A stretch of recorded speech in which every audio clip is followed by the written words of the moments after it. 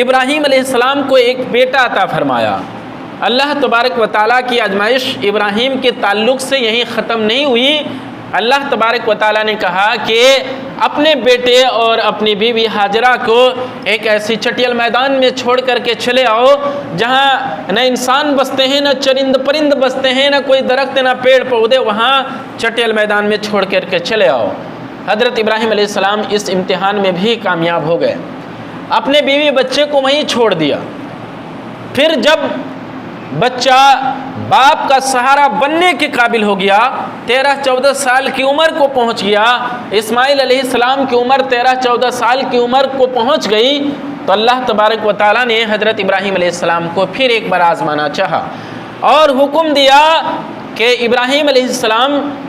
آپ اپنے بیٹے کو اللہ کے راستے میں قربان کر دیجئے۔ حضرت ابراہیم علیہ السلام اپنے بیٹے کو اللہ کے راستے میں قربان کرنے کے لیے چلے گئے، لیکن حضرت ابراہیم علیہ السلام ایک نبی تھے، ایک نیک انسان تھے۔ انہوں نے اپنے بیٹا سے مشورہ کیا، یا بنیا انی ارا فی المنام انی اذبحک فانظر ماذا تری، کہ میرے بیٹے میں نے خواب میں دیکھا ہے کہ میں تم کو اللہ کے راستے میں ذبح کر رہا ہوں، تمہارا کیا خیال ہے؟ یہاں ایک مسئلہ اور ہے۔ مسئلہ یہ ہے کہ جب بیٹا سمجھدار ہو جائے، بیٹا عقل مند ہو جائے، سمجھدار ہو جائے، تو باپ کو آن بان شان میں ہمیشہ نہیں رہنا چاہیے، بیٹا سے بھی مشورہ کرنا چاہیے، اور بیٹا سے بھی مشورہ کرنا چاہیے تاکہ بیٹا کو بھی لگے کہ میرے باپ کے نزدیک میری کوئی حیثیت بھی ہے، کوئی اہمیت بھی ہے۔ جبکہ ہم اپنے سماج میں اکثر دیکھتے ہیں کہ باپ اپنے آن بان شان میں رہ جاتا ہے، بیٹا سے کوئی مشورے کی اہمیت نہیں سمجھتا، جبکہ بیٹا سمجھدار ہو جائے تو اس سے مشورہ کرنا چاہیے۔ اور ایک مسئلہ ہے، مسئلہ یہ ہے کہ بیٹا کو بیٹا کہہ کر کے پکارنا چاہیے تاکہ ایک باپ اور ایک بیٹے کے اندر جو رشتہ ہے اس رشتے کا سمجھ اس کے اندر آئے کہ میرا اس سے تعلق باپ اور بیٹے کا ہے۔ ورنہ عام لوگ جس طرح سے پکارتے ہیں اسی طرح سے پکارنے سے ایک بچے کے احساس میں، ایک بچے کے جذبہ اور ذہن و دماغ میں وہ رشتے کی اہمیت جہاں گزی نہیں ہو پائے گی کہ ایک باپ اپنے بیٹا کو بیٹا کہے۔ تو اس لیے اپنا بیٹا جب بڑا ہو جائے تو اس سے مشورہ کرنا چاہیے اور بیٹا کو بیٹا کہہ کر کے پکارنا چاہیے۔ اس سے محبت اور الفت کا ایک عجیب جذبہ پیدا ہوتا ہے۔ اسی طرح سے باپ نے بیٹے سے کہا، یا بنیا انی ارا فی المنام انی اذبحک فانظر ماذا تری، اے میرے بیٹے میں نے خواب میں دیکھا ہے کہ میں تم کو اللہ کے راستے میں ذبح کر رہا ہوں، تمہاری کیا رائے ہے؟ بیٹا نیک تھا،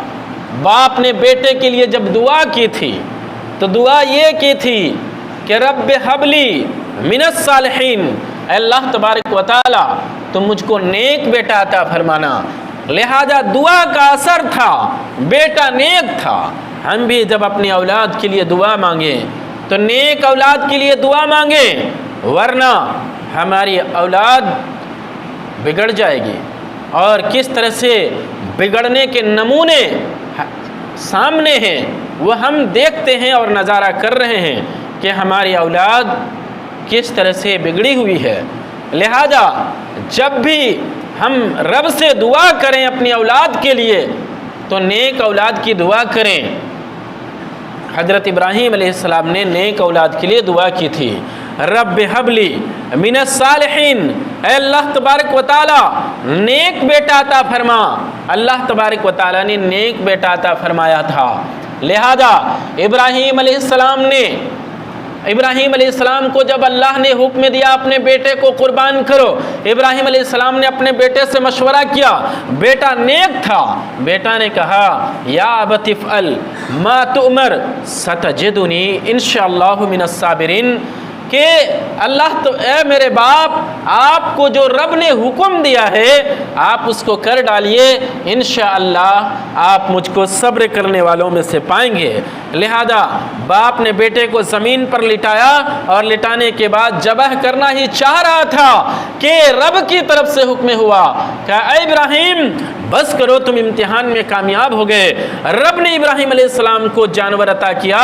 اور کہا کہ اس جانور کی قربانی کرو۔ ابراہیم علیہ السلام نے اس جانور کی قربانی کی اور اللہ تبارک و تعالیٰ نے اس سنت کو، جو ابراہیم علیہ السلام کی اس ادا کو اللہ تبارک و تعالیٰ نے اتنا پسند کیا کہ ایک سنت بنا دیا اور رہتی دنیا تک کے لیے اس کو ایک سنت بنا دیا اور درس دیا، سبق دیا اس امت کو کہ تم جب بھی تم حضرت ابراہیم علیہ السلام کے امتحان کو یاد کرنا، اس کی زندگی سے سبق لیتے ہوئے اپنی زندگی کو گزارنا۔ یہ حضرت ابراہیم علیہ السلام کی یہ جو ہم قربانی کرتے ہیں یہ حضرت ابراہیم علیہ السلام کی سنت ہے، اور اس سنت کو ہمارے نبی نے بھی قائم رکھا، جاری رکھا، لہذا ہمارے نبی کی بھی سنت ہو گئی۔ اس طرح سے قربانی ہمارے لیے دو دو سنت ہے، ایک ابراہیم علیہ السلام کی سنت اور ہمارے نبی کی سنت۔ اللہ کے رسول صلی اللہ علیہ وسلم سے پوچھا گیا کہ اللہ کے رسول صلی اللہ علیہ وسلم یہ قربانی کیا ہے؟ آپ نے کہا کہ سنت و ابیکم ابراہیم، یہ تمہارے باپ ابراہیم علیہ السلام کی سنت ہے۔ تو یہ قربانی جو ہے یہ حضرت ابراہیم علیہ السلام کی سنت ہے، اور ہمارے نبی نے بھی چونکہ اس سنت کو جاری رکھا تو ہمارے نبی کی بھی یہ سنت ہے۔ اب آئیے دیکھتے ہیں کہ قربانی کریں گے اس کی دعا کیا ہے۔ قربانی کی دعا بالکل آسان ہے، وہ ہے بسم اللہ اللہ اکبر۔ بسم اللہ اللہ اکبر کہہ کر کے باقی کی دعا اگر ہم کو یاد نہیں ہے تو ہم اپنے آسان بھاشا میں کہہ سکتے ہیں کہ بسم اللہ اللہ اکبر، اے اللہ تو اس جانور کو قبول کر لے اشرف علی کی طرف سے اور اس کے گھر والے کی طرف سے۔ بسم اللہ اللہ اکبر، اس جانور کو قبول کر لے صغیر انصاری کی طرف سے اور اس کے گھر والوں کی طرف سے، یعنی جو گھر کا گارجن ہے اس کا نام لیں گے اور اس کے گھر والے کہہ دیں گے۔ اور اگر بڑے جانور میں قربانی ہو رہی ہے، 7 حصہ کا ہے، تو ہم کہیں گے کہ بسم اللہ اللہ اکبر، اے اللہ تو اس قربانی کو قبول کر لے ان تمام لوگوں کی طرف سے جو لوگ اس قربانی میں شریک ہیں۔ یا پھر اپنے جولہا بھاشا میں ہم کہہ سکتے ہیں کہ اللہ تعالیٰ بسم اللہ اللہ اکبر এটি আমরা রাখতে গেলে যতনা লোক এটা শামিল আছে সব একদিকে কবুল করলে, تو اس کو ہم آسان سے آسان لفظ میں کہہ سکتے ہیں بسم اللہ اللہ اکبر کہہ کر کے۔ اور قربانی اپنے ہاتھ سے ذبح کرنا یہ زیادہ بہتر ہے۔ اگر کسی کو نہیں آتا ہے طریقہ یا اس کو قربانی کرنے میں کسی طرح کی پریشانی ہے تو دوسرے سے قربانی کرا سکتا ہے۔ اسی طرح سے قربانی کا گوشت ہم خود کھائیں، اپنے دوست یار پڑوسی رشتہ دار کو کھلائیں، اور جو قربانی کرنے کی طاقت نہیں رکھتے ہیں ہم ان کو بھی قربانی کا گوشت کھلائیں۔ اسی طرح سے قربانی کا گوشت جو ہے ہم کسائی کو، جو کسائی ہے جو ہمارے جانور کا گوشت بنانے کے لیے آیا ہے، اس کسائی کو قربانی کا گوشت مزدوری کے طور پر ہم نہیں دے سکتے۔ اس کو ہم مزدوری کے طور پر پیسہ دیں گے، روپے دیں گے، اس کو کسائی کو ہم مزدوری کے طور پر قربانی کا گوشت نہیں دے سکتے۔ وہ ہماری قربانی ہے، قربانی کا گوشت ہم مزدوری کے طور پر اس کو نہیں دے سکتے۔ ہاں ہم مزدوری دے دیے، اس کی جو مزدوری بنتی ہم دے دیے، اس کے بعد اگر ہم اس کو دینا چاہیں کہ لے جاؤ میری طرف سے تو ویسا دے سکتے ہیں، لیکن مزدوری کے طور پر قربانی کا گوشت کسائی کو ہم نہیں دے سکتے۔ یہاں پر ایک اعتراض ہوتا ہے، اور اعتراض یہ ہے کہ قربانی کے موقع پر اتنے جانور ذبح کر دیے جاتے ہیں، لہذا ان جانوروں کو ذبح نہ کر کے غریب مسکینوں میں یہ رقم بانٹ دیا جائے۔ محترم حضرات، یہ اعتراض اسلام دشمنوں کی طرف سے ہے، لیکن ہم میں سے بعض مسلمان جو اپنے آپ کو بڑے روشن خیال سمجھتے ہیں، جن کے پاس دین کے اور اسلام کی جانکاری نہیں ہوتی، بس اپنے آپ کو روشن خیال سمجھ لیتے ہیں، ایسے لوگ بھی کہتے ہیں کہ ہاں ایسا ہی ہونا چاہیے، لیکن یاد رکھنا چاہیے کہ یہ قربانی ایک سنت ہے اور عبادت ہے، اور عبادت اسی طریقے سے ادا ہوتی ہے جس طریقے سے اس کا حکم دیا گیا ہے، پہلی بات۔ دوسری بات کہ قربانی میں برکت ہے، وہ برکت اس طرح سے میں چند مثالیں دوں گا اور اس کے بعد آپ سمجھتے جائیں۔ وہ اس طرح سے برکت کہ بہت سارے لوگ اس موقع پر قربانی کے لیے ہی جانور پالتے ہیں کہ ہم اس موقع پر اپنے جانور کو بیچ کر کے منافع کمائیں گے، اور بہت سارے لوگ قربانی کے موقع پر جو جانور پالے رہتے ہیں اس کو بیچتے ہیں اور اچھا خاصا منافع کماتے ہیں اور ان کے بال بچوں کا روزی روٹی چلتا ہے۔ اب آئیے اس کے بعد جو پتا اور گھاس چارہ وغیرہ بیچتے ہیں ان کے لیے بھی منافع ہے، اور اس طرح سے جو چمڑے کا کاروبار کرتے ہیں ان کے لیے منافع ہے، اور اس طرح سے جو چمڑے کا جیکٹ اور جوتا وغیرہ بناتے ہیں اس کمپنی میں اسی موقع پر اکٹھا بہت زیادہ مال پہنچتا ہے، اور یہ ان کے لیے پھر منافع کی بات ہے۔ پھر اس میں جو ہزاروں ہزار مزدور کام کرتے ہیں ان مزدوروں کے جو بال بچے ہیں ان کا اس سے پیٹ بھرتا ہے، اور اس طرح سے جو غریب ہیں جن کو لذیذ گوشت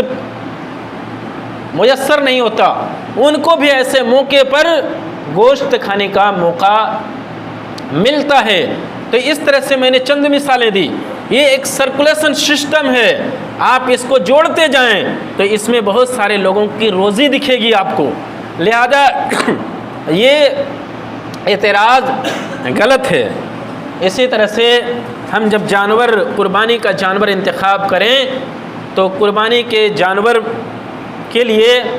قربانی کا جانور موٹا تازہ ہونا چاہیے، اور اسی طرح سے سینگ اس کا بہتر ہونا چاہیے